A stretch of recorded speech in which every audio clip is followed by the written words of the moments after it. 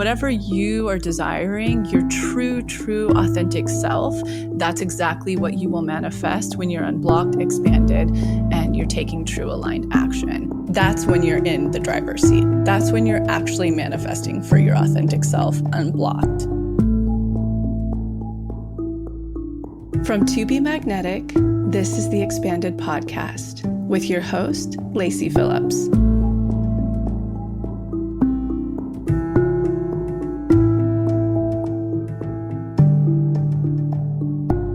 As the leading destination for neural manifestation, we dispel the woo-woo in order to help you create real, tangible results based on neuroplasticity, psychology, epigenetics, and energetics.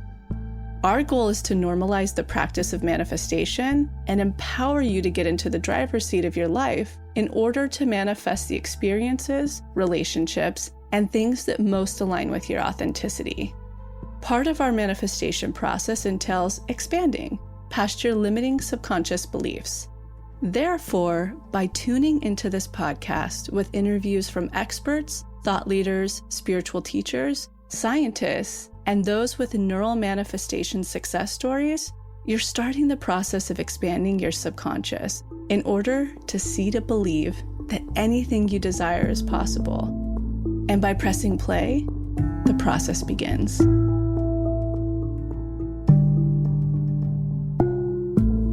Welcome back, everyone, to another expanded episode. Jessica here.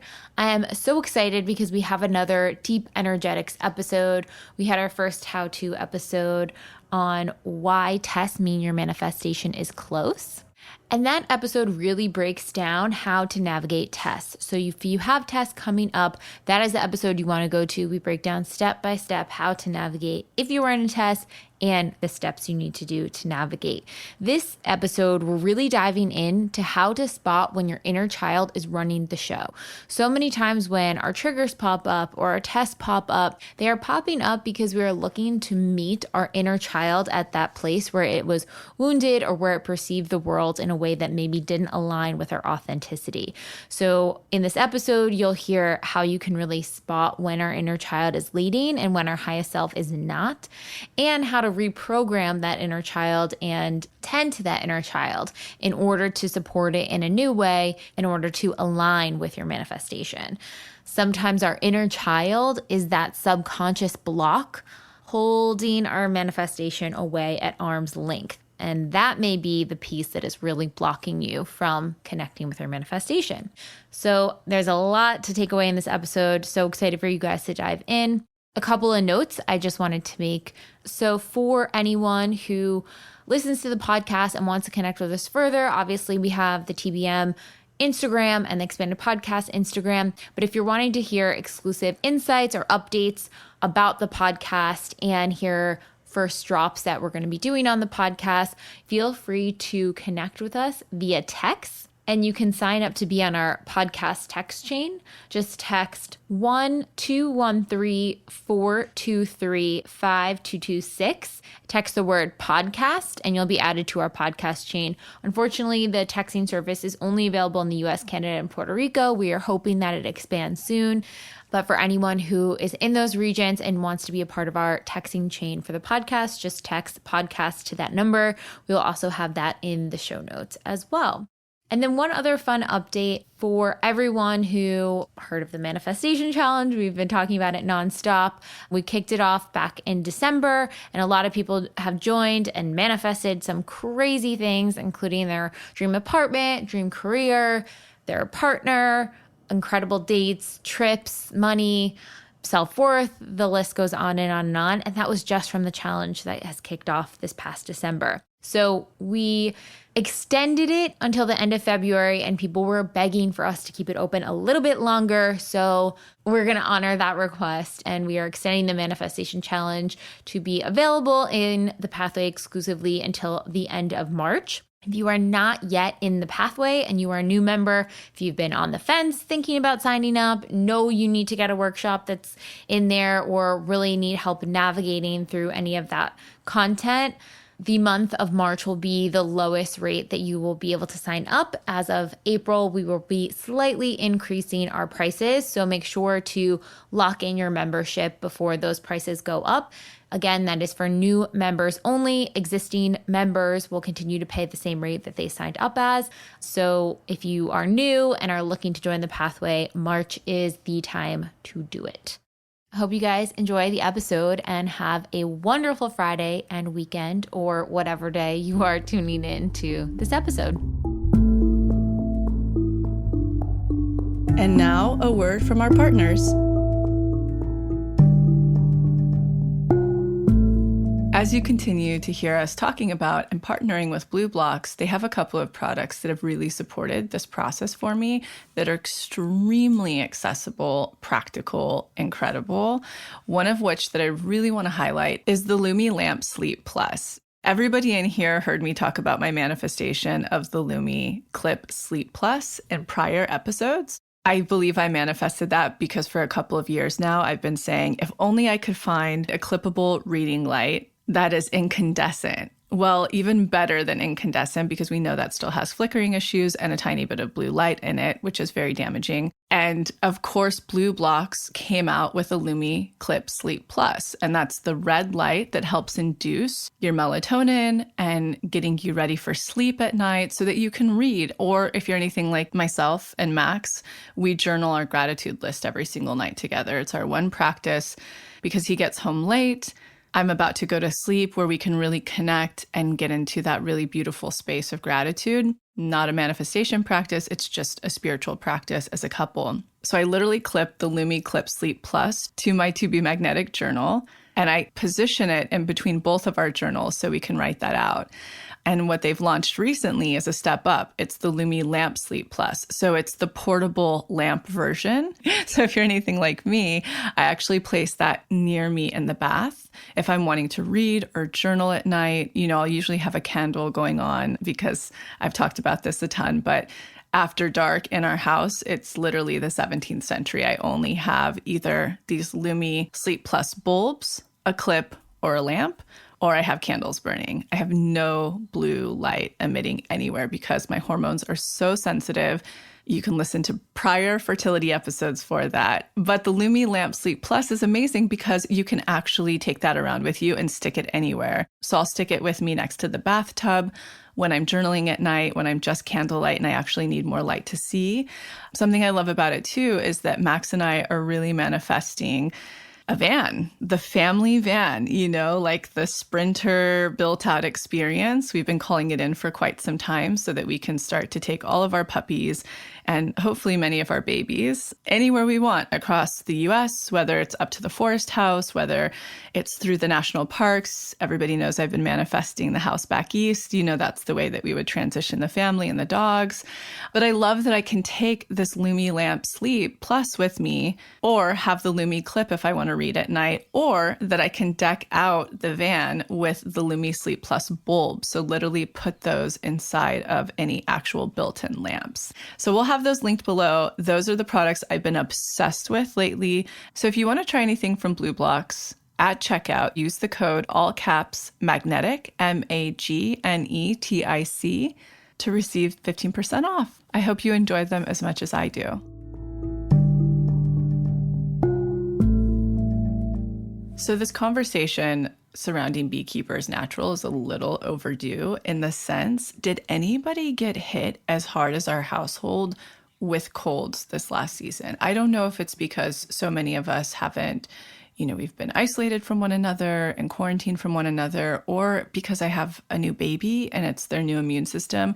I have no idea, but it was the roughest cold season of our lives in the sense that there would not be a time that one of us in the house would catch a cold and then it would knock everybody else out like dominoes, and all the way down to our co-care person who I think was sick once a month for 5 months straight. And when you have a business and a baby, it means everything just stops. And it was totally insane. And the only things that helped us recover quickly or helped preventative on the 2 times I personally didn't get sick when Teddy or somebody else in the house did was this regime. I'm going to tell it to you. So A tea that we would make every single time in our household is a huge steeping pot decoction of ginger. And once that's made, we would then put it in a jar and we would put a spoonful of the bee-powered superfood honey in it, which again is so powerful because it has the propolis, the royal jelly, and the bee pollen. So it's just literally a medical grade immune supporting super honey is what we'll call it, with antioxidants and so many minerals, along with some lemon. And once things would turn into a cough, if they did, again, if I wasn't sleeping, it would obviously continue.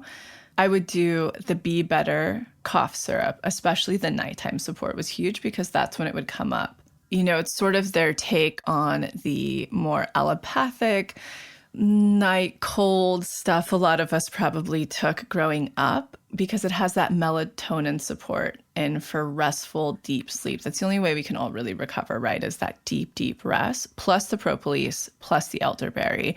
It was so soothing. For daytime support, they have the Be Better cough syrup, which is with chaga. So that's an immune booster on top of the propolis and elderberry. That was our medicine cabinet through this last season. Beyond that, what I do every single day is I take a spoonful of their bee-fueled bee pollen and I put it on top of whatever snack I'm having, may it be coconut yogurt or a piece of toast. I'll put my favorite type of raw almond butter on, along with a tablespoon of the bee-fueled bee pollen. What I love about their bee pollen, I've talked about it so much, I use it daily, and that's why I can't stop talking about it, is that it's a raw source. So it means that it still has all of the vitamins and minerals totally intact in it. It's super fresh. And for me, I don't take a multivitamin. That is my multivitamin every day, is a teaspoon of that. So I swear by it. I did it all through pregnancy, and I'm starting to prepare for the next baby. So it's something I do every single day. So today, Beekeepers Naturals is offering you an exclusive offer. You can either go to beekeepersnaturals.com/TBM or enter the code all caps TBM to get 25% off your first order. That's beekeepersnaturals.com/TBM or enter the code TBM.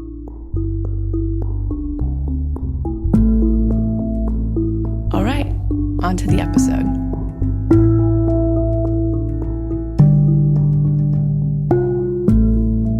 So we had our how to test episode last month, and it was one of our highest streaming episodes this year. You guys absolutely loved it. People have re-listened tons of time. Every time a test comes up, my friends are like, I have to listen back again and get all the tips of how to navigate. So we're going to continue this theme of how to. And one thing that really channeled through Lacy is really covering this idea of when our inner child is running the show. So how to spot when our inner child is running the show, and how your inner child might be the piece that is blocking your manifestation. So we have the Unblock Inner Child workshop, and we have a couple of episodes we talked about it, but we wanted to go in depth a bit more with this episode. Welcome, Lacy. Thank you so much. And such a great overview, Jessica. You're always so good at deducing everything. Oh, thank you. Well, you know, like I was saying to Jessica before this, I was like, we do have other episodes, or you hear us saying all the time, doing inner child work. You need to do inner child before you move on to love, etc. And I thought that this would be really powerful to understand energetically why.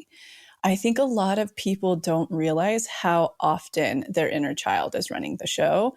I mean, it's as simple as having a trauma response to something, having an emotional reaction to something. And the really important thing that you know if you do this work is that we also say it's so imperative to do shadow work, right? And I'll say this in the context of manifestation, as we don't have one of our experts on with us.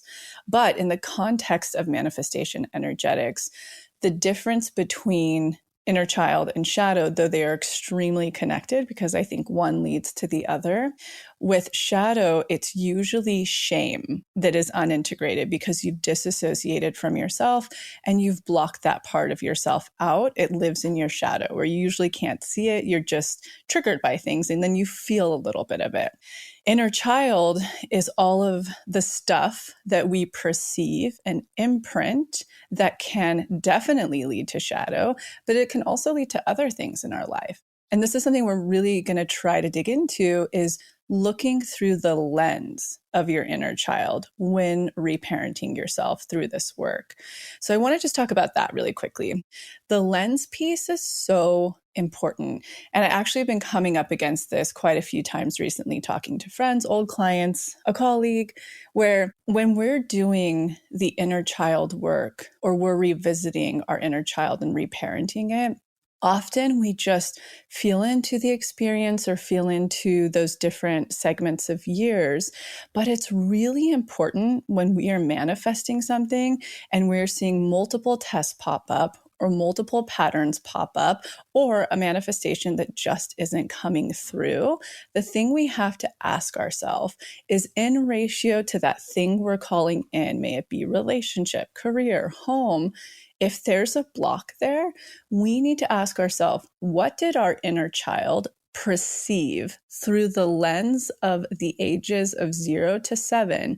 What was the perception that our inner child had in regards to those different subjects? So we'll get into deeper examples of that later in this episode, but just think about that. I'll take myself, for instance, when I'm calling in this farmhouse property. I grew up on a ranch. I'm familiar with that. It hasn't come through.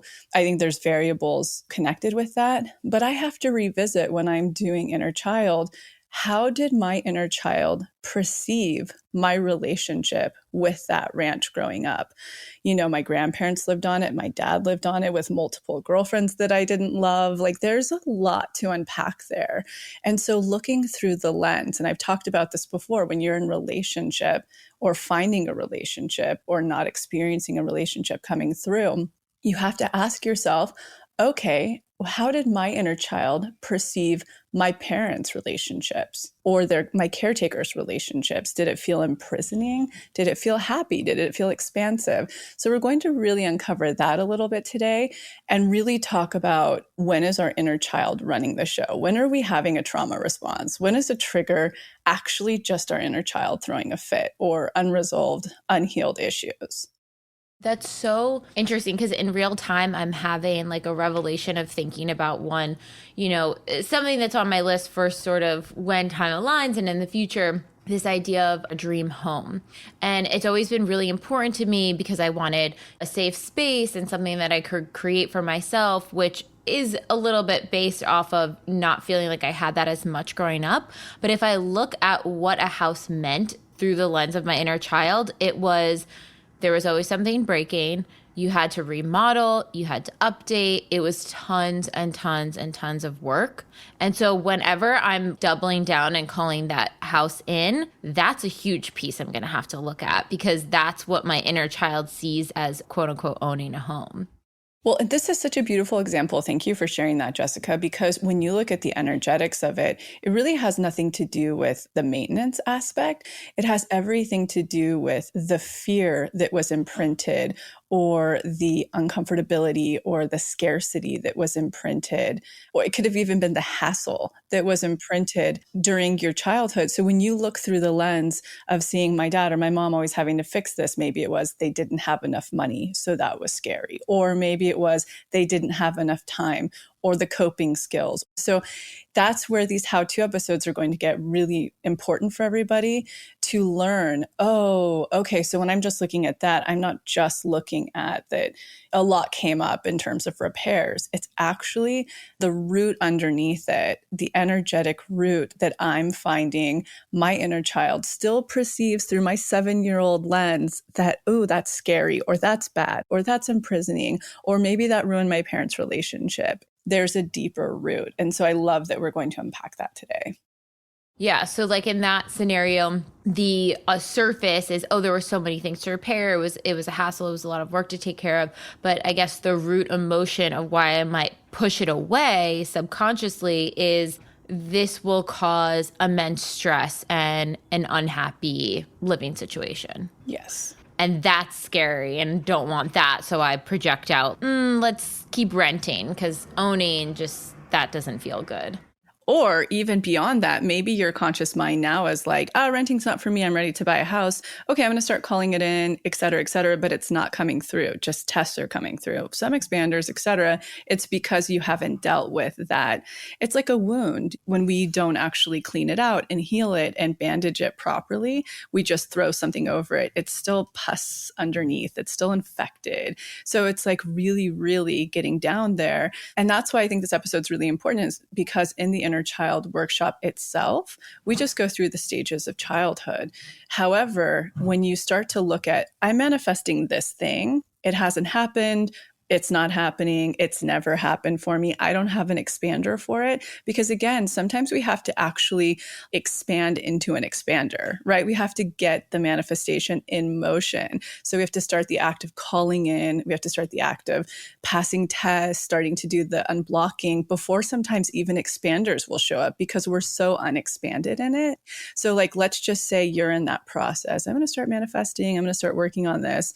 And all that keeps coming up are different rental situations that look so much like your list, but they're not actually the buying of the property. Or maybe it's not like the right loan officer isn't coming through, or the financing for it from your portal of income. So that's why this is so important. And I would say that collectively, because a lot of us did the magnetism challenge together, and then we really looked at tests and the tests coming up. Now our next step is kind of revisiting reparenting together through inner child work. And so that's where today will be really, really exciting. So let's just say, even if to you, your macro call in right now is a house, and you're starting to go through inner child, all of the stages, looking through the lens of, let's say you pinpoint the age that it affected you most, that you were sensitive the most to your parents' relationship with having to deal with maintenance. I mean, it's going to super speed the process of finding the right expanders for the house, opening up the portal incomes, et cetera. Oh my gosh. I can just see like going through that and clearing that, how fast it would come through on the other side. So that's so crazy. So powerful. Okay, so when we talk about, just a little bit of how we can define inner child work in relation to manifestation, and I know we talk about it in depth in the workshop, but how does our inner child impact our manifestation? We already kind of touched on it a little bit, but I just want to make it really clear for everyone that when we have our inner child who witnessed something through a lens, that's different from what our authentic desires is. Like seeing that the home was a lot of stress and unhappy lifestyle or whatever, but authentically, I truly, truly crave it.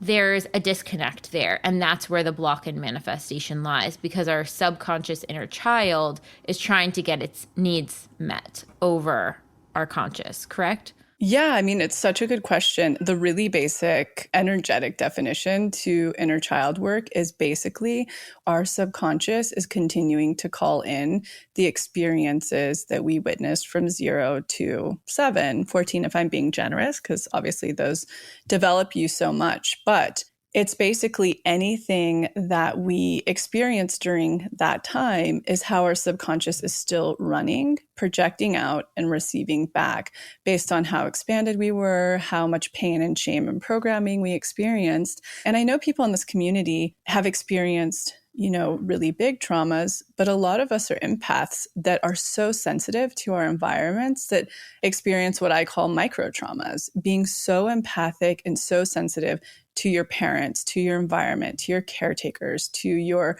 siblings, to your classroom, your teachers, the media. All of that is what's running the show of how we're manifesting still. And to kind of get back into what you were just touching on in your question, it's so important, and let this be something that sinks in with everybody. Your authentic self desires, most often than not, something different than what it experienced in childhood, because we're all so unique and authentic.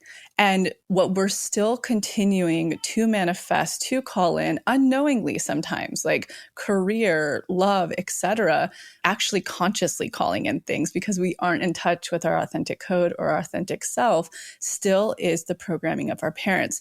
Let this hit even harder.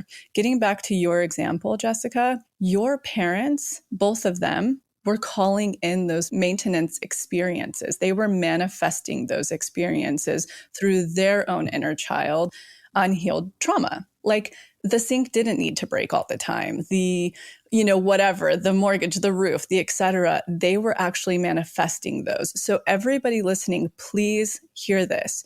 Your authentic self is so different than your caretakers, media, parents, pupils, siblings, because you're authentic and unique. We all are. And when you start to decipher between their unhealed blocks that we're calling in and informing your experience in your subconscious, and you get in touch with your authentic self and clear all of that, looking through the lens again of your empathic 0 to 7-year-old, what you were imprinting, and you dust it all off and you change it after really understanding your authentic code, you heal it through the daily practice. That's when you're in the driver's seat. That's when you're actually manifesting for your authentic self unblocked. That also gives me a ton of empathy for both of my parents, because I can even just see the through line of like how they wanted to play certain roles within that maintenance happening. Like my dad was the fixer. He loved to fix stuff. That was sort of the role that he played. And so he was probably continuing on, I need to show my worth by taking care of things around the home. So I could see that happening for him. And then for my mom, love you, Mom. I know she's probably listening in.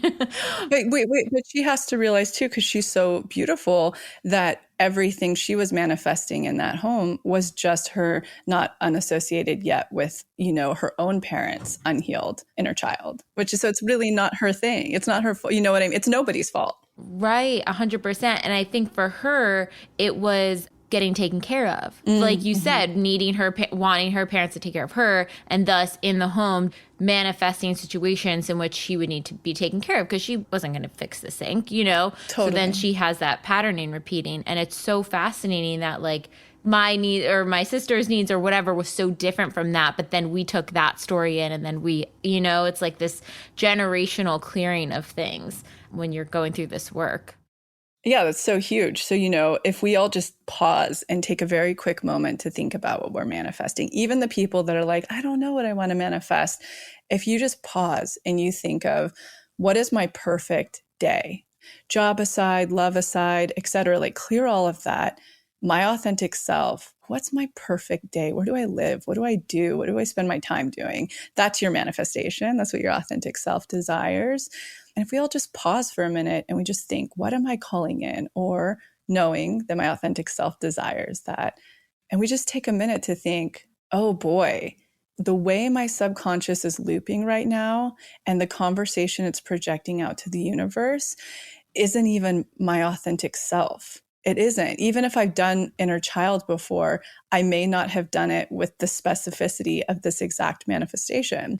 And there is some stuff down there where my inner child is actually calling in maybe something totally opposite to what I actually desire as an authentic being, or pushing it away to protect itself. So that's where my inner child could be running the show.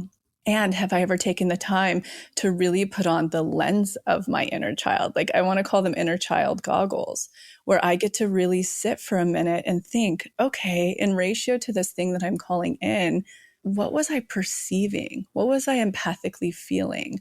And in that, the most important thing to really look at, what was I being expanded in? And what was I being shut down in? That this is scary, bad, hard, shameful, painful, lack, etc.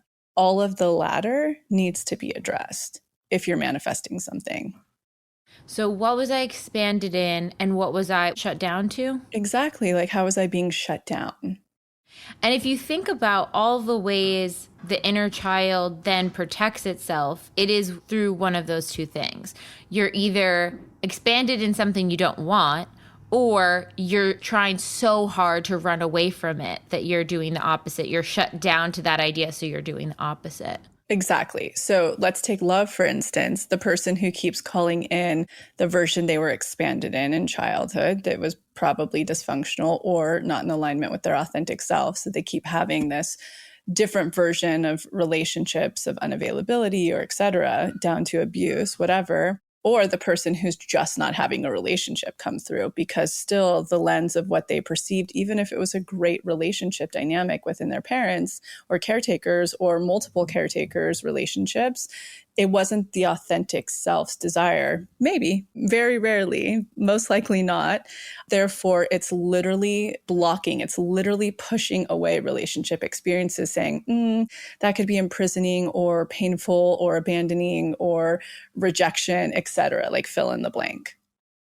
So I put together a little list of just some ways you can see initially that, your inner child might show up. And then we can kind of go over to those questions of how to spot when your inner child's running the show. So ways that you can just off the bat see that it's operating, besides all the things that we've talked about. If you're in extreme scarcity mindset, if you're looking for external validation, if you desire one thing, but your actions and what's coming up for you is moving in the opposite direction. When you're feeling emotionally flooded, if you're on the defensive, trying to prove yourself, if you're unable to take the steps you need to move forward towards what you're desiring authentically, you keep coming up against resistance or procrastination. If you keep choosing people that are not aligned with your authentic desires, you keep choosing the wrong partner or the wrong friend group, you keep having maybe toxic people around, even though you don't want that, being overly aggressive in conflict or shutting down in conflict. Those are just a few of some of the things where you're like, yep, do that, do that. It's likely that your inner child is needing some healing and support in that space. Absolutely. I think all of those are great. And then how to spot when your inner child is running the show. So this is kind of a checklist that you can look at when you can see if your inner child is running the show and potentially blocking your manifestation. So are the things that you're manifesting not showing up in your life the way that you want? Do you have reoccurring tests with a similar through line? Are you attracting the same dynamics that are not getting you closer to your manifestation? Or are you unconsciously repeating a pattern that you may have witnessed in childhood? And I would say that first and foremost, and this is applicable as well for shadow, are you defensive or triggered by certain subjects, manifestation?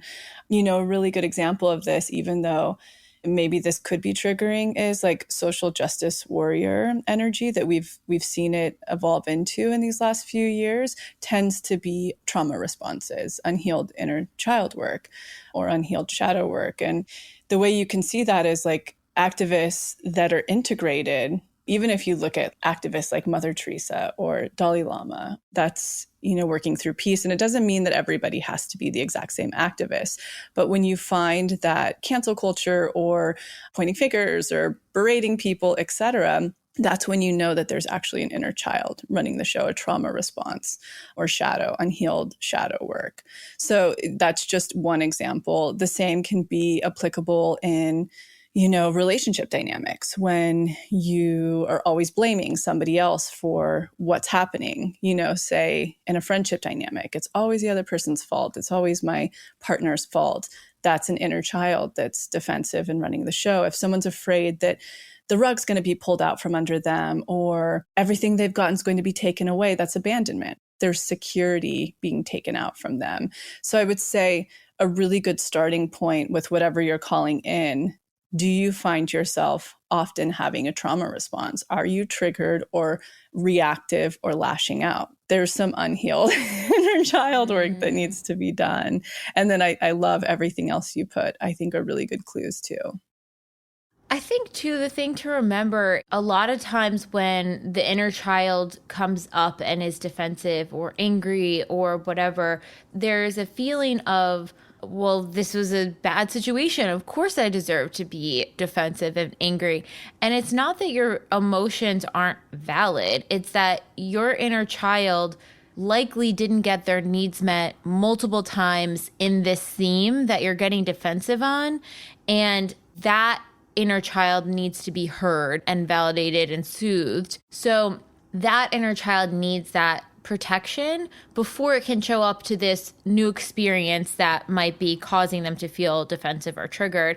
And if you follow all the manifestation work, that situation might not even show up if that inner child is truly healed in all of those ways, because that situation perhaps is showing up to help them be alert that their inner child is wounded and that they need some support and help there. Yeah. And that's just a part of getting us back into our authentic, whole worthy selves. That's why we are mirrored. And I like to always say it's the way to regain actual healing and actually empower yourself is through integration and healing, because that's when you actually have empowerment over the situation. It doesn't run you anymore. You run it. And then one just quick disclaimer about abusive situations. We're not at all saying anyone is attracting an abusive situation in by any means. Sometimes those horrible things happen, unfortunately. But the beautiful thing is that you can go in and give that inner child the support and reparenting that it deserved and needed and wanted in that situation to try to help it as well. Agreed. It's so interesting because when I was even thinking about this dynamic and thinking of like childhood wounding and what people look at and whether they were expanded or sort of pushed away from something, it's all those emotional trauma responses like the fight, flight, or freeze. You either run away or you shrink from something, which is like the flight. You either battle with others and scream to like prove your worth, or you're not taking action, numbing, procrastinating, avoiding, and freeze. Great. All right, let's get into some examples. So this one example, this person is manifesting a relationship. And actually, even with talking with them, they were almost hesitant to say that they were manifesting a relationship because of how this block shows up. But their inner child is saying to keep commitment away. So they're calling in a partner. Tests are presenting as people who are emotionally unavailable, a lot of shiny carrots in terms of, they have these amazing, fun things to do. They check off super successful in career and has their own life and feels vivacious and very lively. But then they don't support this person back in the same way, whether that's emotionally, they don't show up for them, respect, maybe they overtake their boundaries, they emotionally dump on them. And so they're having tons and tons and tons of dating tests. And they're passing their tests. They're noticing, okay, this person's a test, no, and then moving on to the next. But they were coming up against a block of why do I keep attracting these people in this way?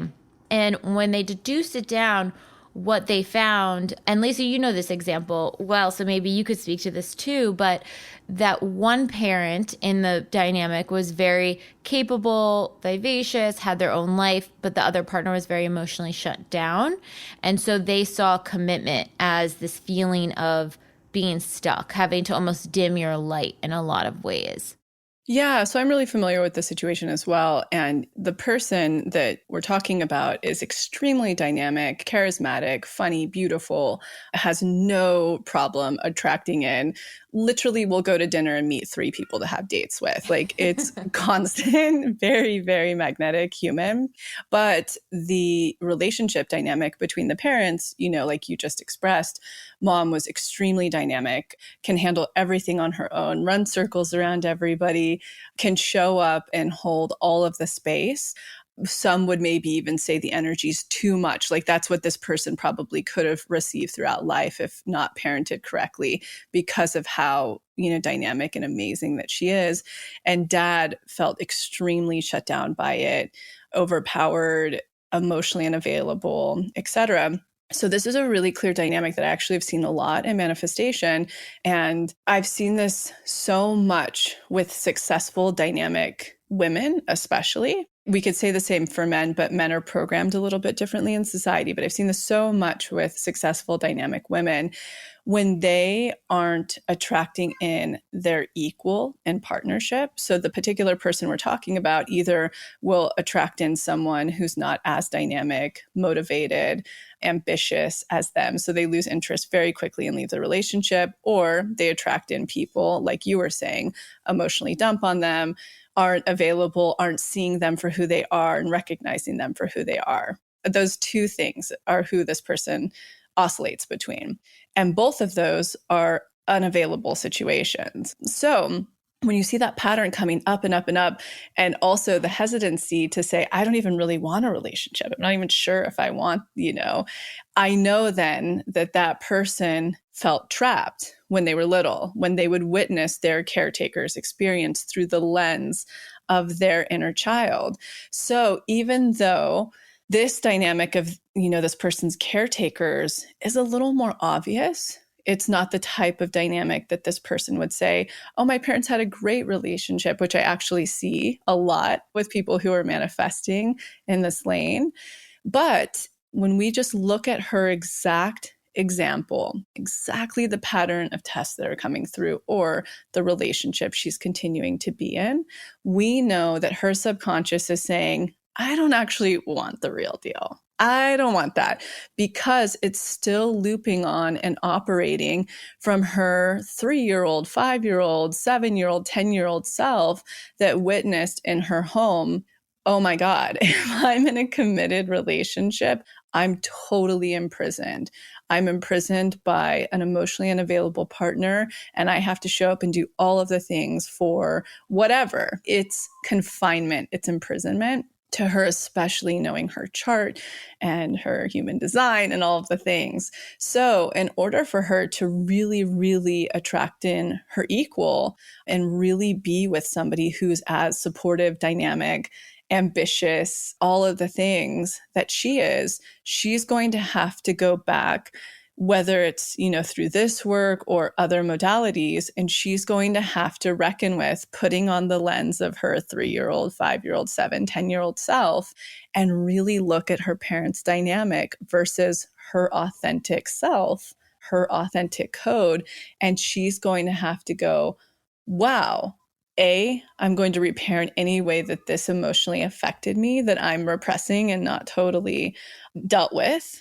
B, I need to bring in every expander I can think of relationally that my authentic self desires. So those relationships, and I need to show through the lens of my inner child this expansion. And then beyond that, I need to really get clear about what I actually want. Because the person who's running away from commitment due to these inner child loops that are happening, they're usually the type of person that won't totally nail down exactly what they want. Or they'll say, I don't even know if I really want the whole thing. I just want to have fun for now, etc. They need to get very clear. Once they've addressed those 3 things, now they're in the game of manifesting their equal. So that should show a couple of things. Really what it looks like to put on the lens of your inner child. B, how your inner child's still running the show entirely with what you're calling in relationship. And C, how to take aligned action. So the aligned action here, for starters, is, wow, I have to actually take a minute and get very clear about what I want. If I do that, holy shit, that means that I could actually manifest this and be confined in it. So, you know what I mean? Like, that's the aligned action piece, the expansion piece, subconscious expansion piece, and the unblocking, to put the 3 trifectas in to manifesting that person.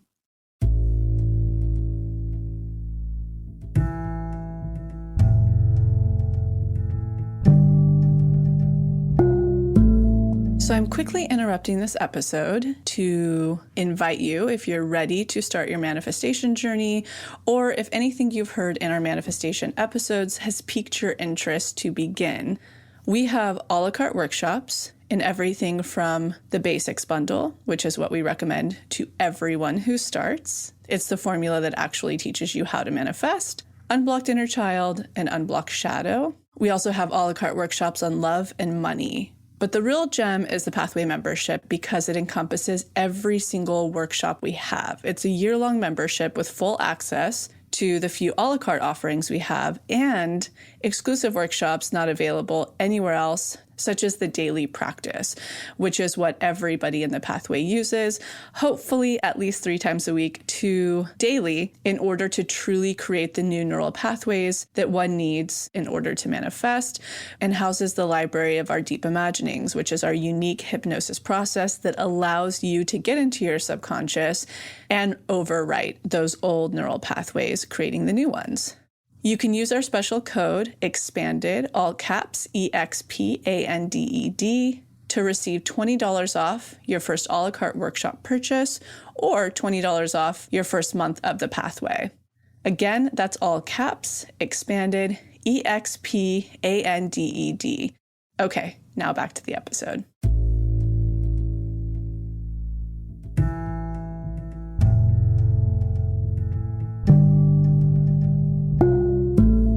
Just for anyone out there who's like, oh, I feel like I've heard so many friends say this. I'm just having fun. That feels authentic to me right now. How can someone determine whether they authentically do want to be in a single phase of their life or whether they're avoiding the commitment? Would it be because the volume of tests that they're presenting in dating situations? Like, how do they know there?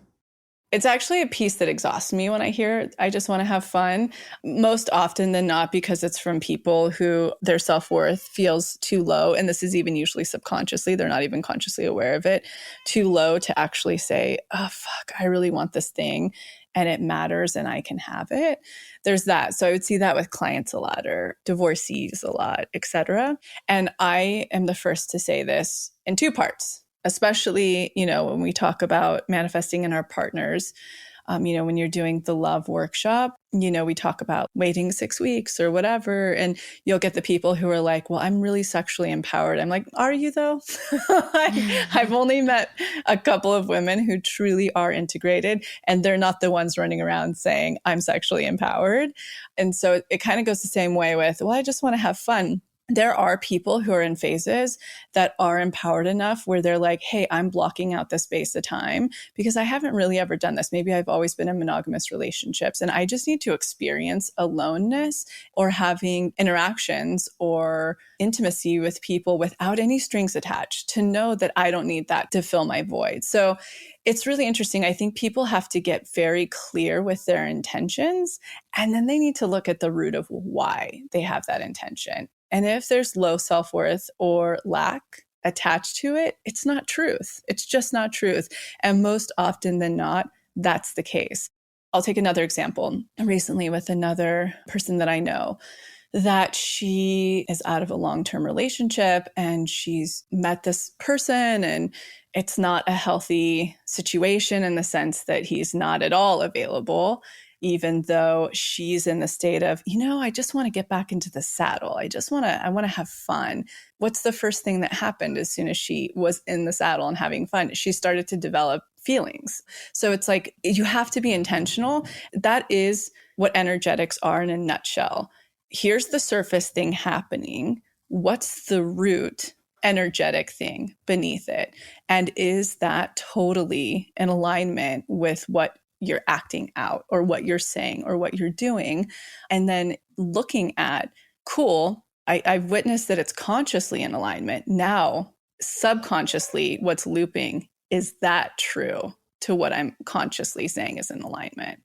That might feel a little lofty, but think of how many times this is the type of person that says, oh, I don't want to tell you what I'm manifesting because I don't want to jinx it. At the end of the day, it's really getting clear with what's my intention.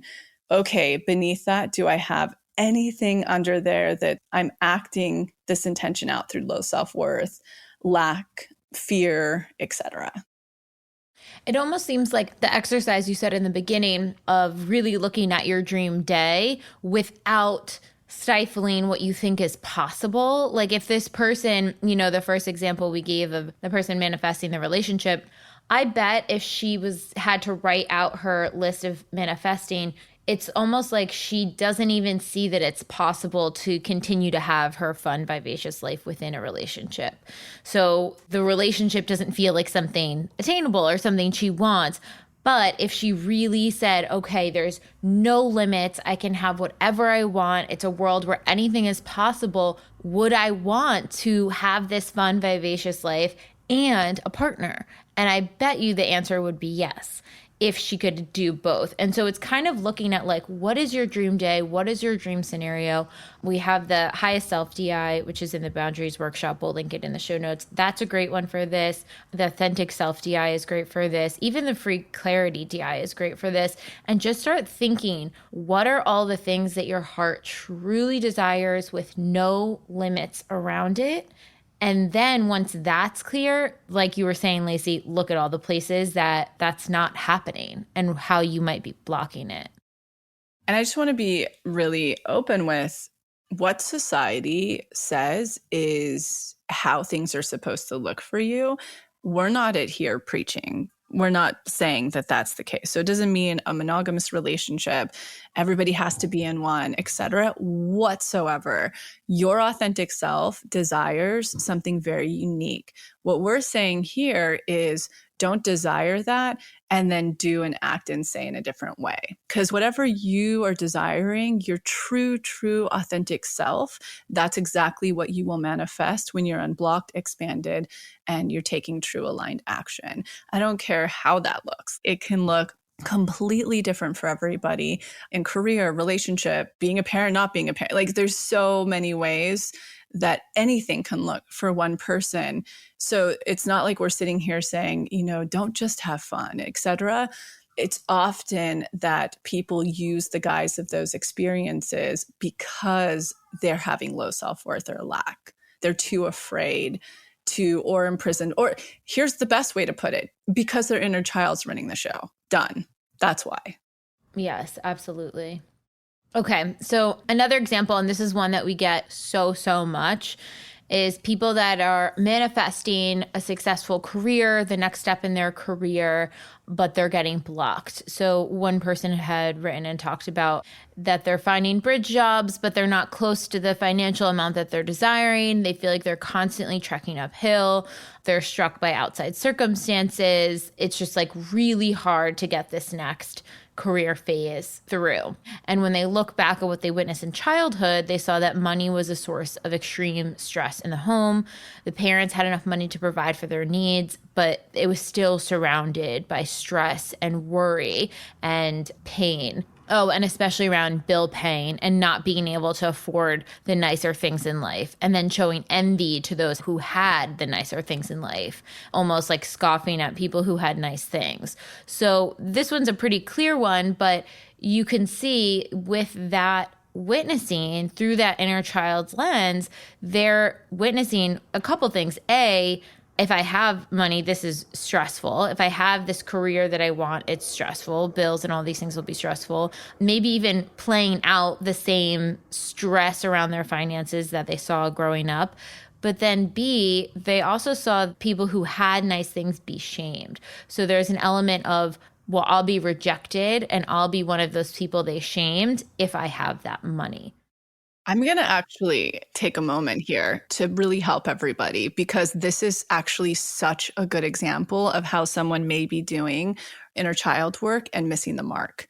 So you're saying that this person's wanting to manifest a very specific career and they've gotten the little bridge things and the little expanders, etc., but that next big step into that career is just not happening. So this is where I'm going to help everybody, because a lot of people would look at like, this was the relationship with finances through my caretakers. In fact, so this is how it's so important to put the lens on of your inner child, that I would argue this really plainly because this is what they've listed, what the household was like.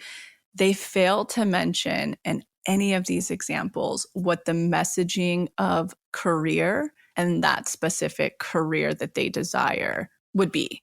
Why these how-to episodes are actually going to be so important for people to how to read your own energetics, essentially, is yes, a little bit of the finance stuff is going to affect why they may not be manifesting in the next big step in this career.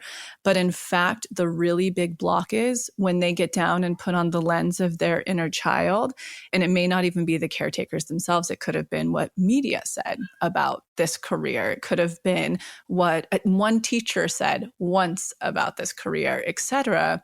They need to put the lens on and go, when I was little, what did it mean to be in this type of career?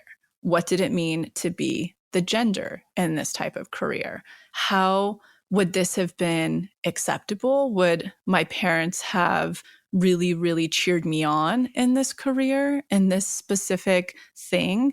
So that's where this is so important, even though they're looking at, oh man, it was so toxic. Money relationship with money was so toxic growing up. The real mark here is career. If this is a female especially, or somebody who identifies as a woman, what was my mom's career? What was her relationship with careers? What was her messaging around careers? Same with my grandmother, especially did my father judge her career or et cetera. That's where the real digging is. And then having to, put on that lens deeper and go, was I expanded in any capacity in this career? That's where the gold mine is. And that's where people could start to look at inner child work in ratio to exactly what they're manifesting and go, okay, I need to look at through the lens of my inner child through these ages, what was the messaging about this exact thing? So if this person who's manifesting this career jump is looking at it from a financial standpoint, that's why they've been missing the mark of unblocking it. You look at that when it's about making money in general or holding on to money or not having debt, et cetera. And even though the career will be a portal for money, the real block here is the career or careers itself. So how would this person, I think, I love this example because I think people get really tripped up in this between career and financial, and they equate them as the same thing and not unblocking them as separate pieces. How would this person know how much of it is financial and how much is it career? Or they would just fully unblock in both pieces? Well, I think one leads to the next in this. So here's a great example on energetics with career versus money is when I got into like this specific field and career, I never, ever, ever got into it for money, ever. And anybody I know who has gotten into it for money or who does something for money, not that you shouldn't desire money, we'll get into that, it never works for them, right? Because it's not their true authentic flow. They're doing something that they think they could enjoy and that they could make money off of. So that's just pure and simple energetics of manifestation.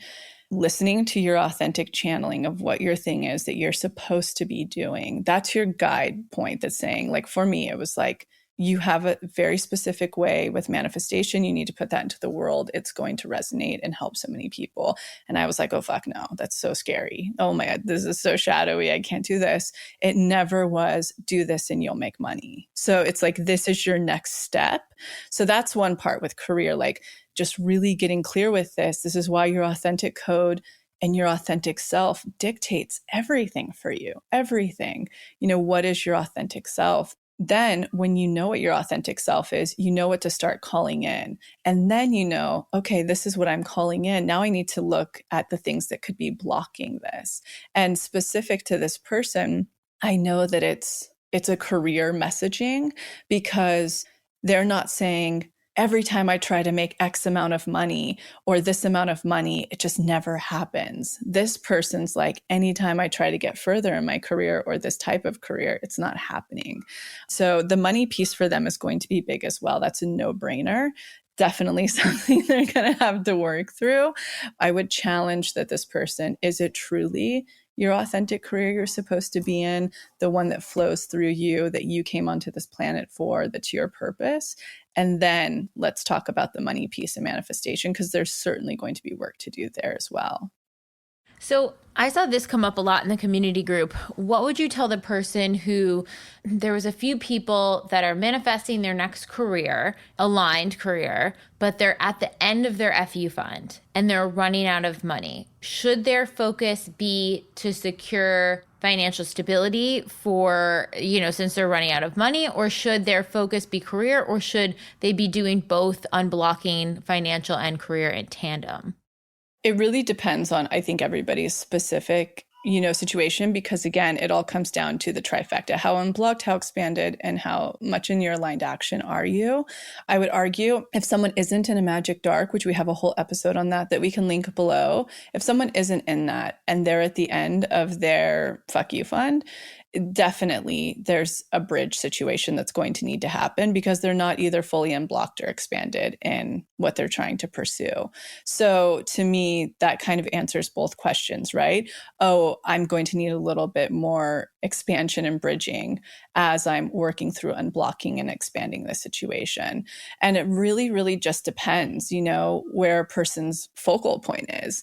Back to the relationship example that we were going through earlier, she says, I don't even know if I want like the real serious thing yet.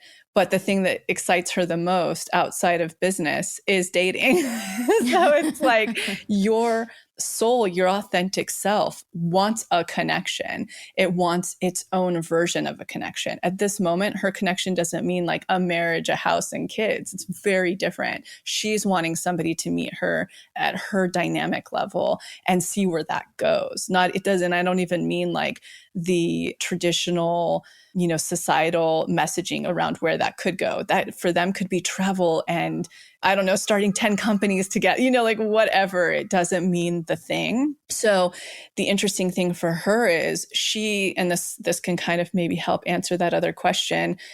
She needs to look at, what did my inner child experience and see relationships to be? Because that's the thing I'm talking about here. Whereas the second example is they're talking about career. That's the thing that they're focused on.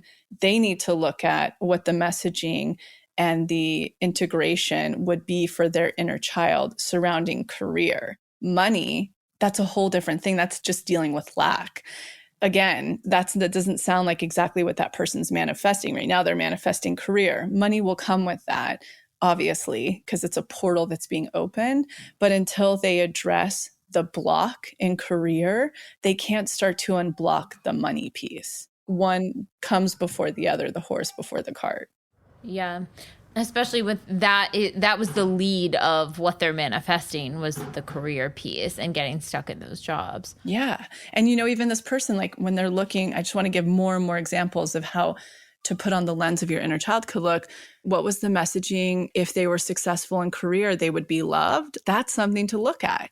Maybe it is actual money they have to get clear with. The career piece doesn't matter to me as much as the money piece matters. Like that's what I'm manifesting. Like, that's where we need to switch to purely looking at finances, money, messaging. But to me, it just based off of what we're talking about, it sounds like career is the piece for this person.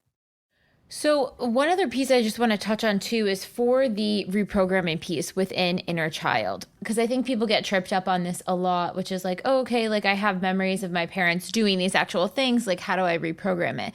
It's as simple as taking your magnetic parents and having them do the thing that you're desiring, having them have the career you're desiring, or encourage you to have the career you're desiring, or lead by example of the type of relationship you want. Like for our relationship example, that person might envision magnetic parents that have the dream relationship that they're desiring, and they just get to sit and witness and watch all of that unfold in front of them. Well, this is really exciting. And this is where we get even more nuanced. And again, why I love these episodes, the how-to. That's how you expand your inner child. How you unblock your inner child is you need to see at the root what's coming up for you. What was the imprintation of not good enough, low self-worth, unlovable? Reckon with that and heal the emotion around it. So an example of this could be maybe the example we gave earlier of the person with the parents. I'll have to get into her shoes for one moment. But let's say when it comes to a marriage, let's just take marriage, because she definitely that's not even on her radar whatsoever. But let's just take that for her. Say she desires that one day. Bring it down to inner child, because I know actually very specific messaging around her parents' marriage when they first even got married, that she heard my mom settled and she knew better, and my dad actually was in love with somebody else. And to her, let's deduce that as a child of these two people, even though she's so sparkly and bright and big and would never even probably think about this, because maybe this isn't how it resonated with her authentic soul. Remember, every authentic soul is going to imprint and be affected differently. I'm highly empathic. So I would interpret that different than she would. And so let's just take a moment and I'll put myself in that dynamic. Those were my parents. That's the messaging. That was the total messaging of their beginnings of their marriage. And it's me and how I would be affected. Because my wound that will come up is I'm a burden. My parents were both not wanting a child. They were young. Everybody around them said, abort this baby. It's ruining your life. Everyone had to take care of me. My aunt, my grandparents, I was just a burden. So if I look at that burden block and the emotion surrounding it, it means I don't want to take up space. I have to tiptoe. I have to be codependent and disassociate from myself to be lovable in every situation. So this is that survival mode. Never be myself, change at every single house to fit their dynamic, do what my cousins want to do for fun because I don't have a place to stand. So basically what my thing comes down to is my needs don't matter. That's what's at the bottom of burden. And with my needs don't matter, how is that going to translate into manifesting relationship, dynamics with friendships, with money, etc. So unblocking means to get down to that place under burden. Burden is the shadow. Under burden is my needs don't matter. My needs don't matter. The energetic of that is not high self-worth. It's not that deserving energy. It's not I can take up space, etc.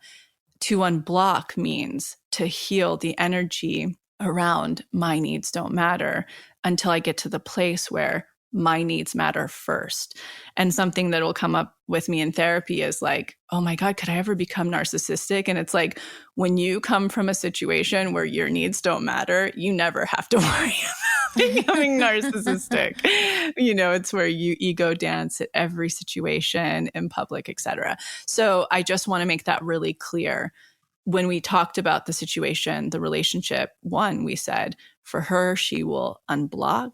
She will then show expansive relationships to her inner child that actually meet the needs of her authentic self. And then she'll take aligned action. That's what somebody would be doing when working with their inner child in relationship to the exact thing they're manifesting. How do I first go in there and unblock? Secondly, how do I show my inner child the expanded version of what? So let's take the second example. What's the expanded career for this person? Career experience is the messaging. First, that person needs to figure out what the messaging, the shadow was, and beneath that, the energetic of the wound is. Unblock those, show the expansion, and what's my aligned action. So if people are going through inner child and they do find that shadow word that's underneath it, maybe just list it to the side. I wouldn't recommend, because I can see everyone being like, okay, cool. Then I go to shadow and then I do this. Yeah. I would focus on the inner child piece first. And sometimes it's coming back to that block, that dynamic through every single day of inner child, every phase going through that theme, unblocking by nurturing your inner child, validating your inner child, giving its needs. What did it need in that situation?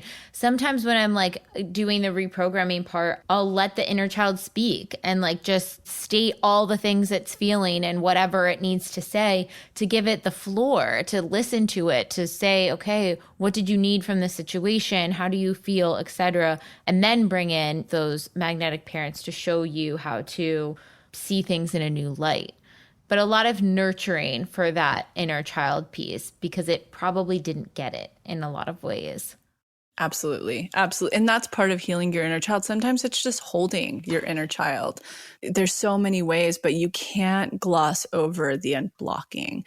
And that might take time, a little bit of time. Sometimes I'll just have her sit on my lap and hug her, because a lot of me wasn't, it was like my physical needs were met, but my emotional needs weren't.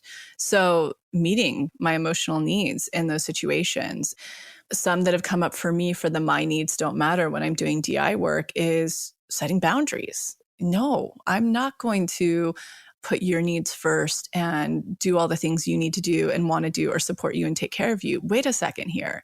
Like my 7-year-old in this dynamic that we continue to play out, her needs matter first. What does that look like? Sometimes that means really holding her and taking care of her emotional needs and then moving into setting boundaries for her. And like, no, it's going to be on my time and my way for a little while.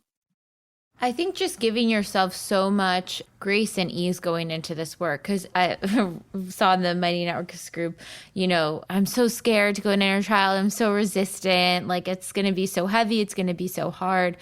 Go bit by bit. Give yourself so much self-care during this time. Support if you need. Yeah. And honestly, one thing that could be helpful, make a list of things that bring you joy and revert back to that list whenever you're feeling sort of burnt out or overwhelmed emotionally from this work, and be like, you know what? I'm going to pick something that brings me super joy and go do that. Yeah, I agree.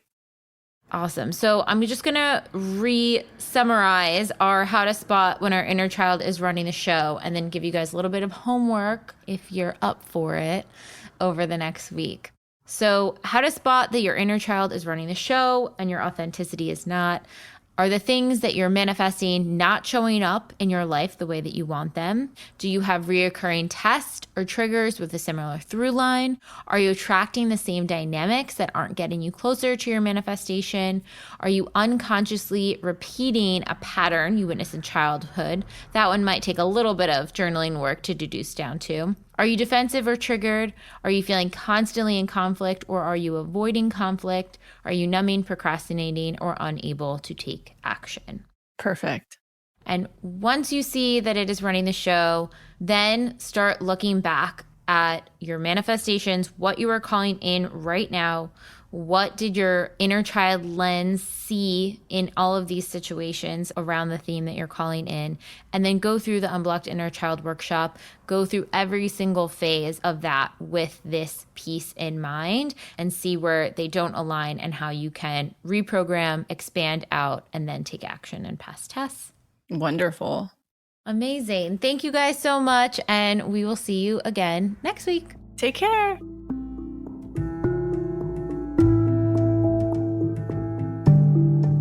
Thank you so much for tuning into the episode, and I hope you enjoyed it as much as I did, we did. And in case you're not totally ready to join the pathway yet, I wanted to share a few of our free offerings that I'll often suggest to people as a little bit of a blueprint to get them started on their manifestation journey. The first place I like to direct people completely for free is the motivation. You can see it linked below or on our homepage as our testimony library. And it's categorized by different subjects, whether you're calling in career, money, love, wellness, and much more. When you're reading about a member's experience of what they manifested, you're actually seeing to believe and showing your subconscious that that very thing is possible for you. The second place I like to direct people is to the free clarity exercise, which is also linked below. In it, you get to try our own unique hypnosis process, learn about the science, and some journaling prompts. And the best part about this, you'll get a tiny taste of what it's like to go into your hypnotic state, bring your subconscious forward, and create new neural pathways while receiving clarity. And the third thing, if you haven't listened to it on this podcast yet, please go back to the episode titled Manifestation 101, where you'll learn the basics of neural manifestation to truly understand this process. So go ahead and check out those free resources, the motivation, the free clarity exercise, and the episode Manifestation 101, all linked below. And in an effort to make sure to have representation in this process series, go ahead and submit any process testimonials you have, especially to our LGBTQ+ community, our BIPOC, as well as the Ys, which is anyone in the community who is 45 and over. All right, we'll be back next week.